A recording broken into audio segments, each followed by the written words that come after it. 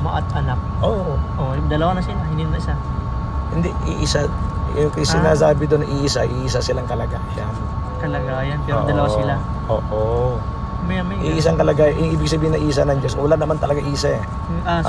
Wala naman talaga. Mali yung sinabi yung isa lang ang Diyos. Isa lang ang kalagayan nila. Mali pala isa.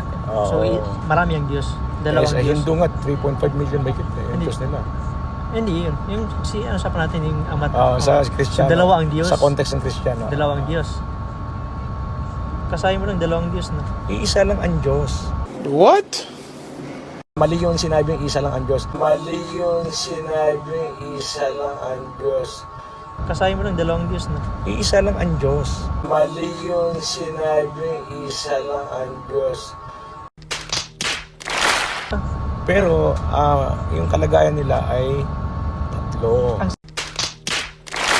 Isa lang ang kalagayan nila. Isa lang ang kalagayan nila. Yung kalagayan nila ay tatlo. Yung kalagayan nila ay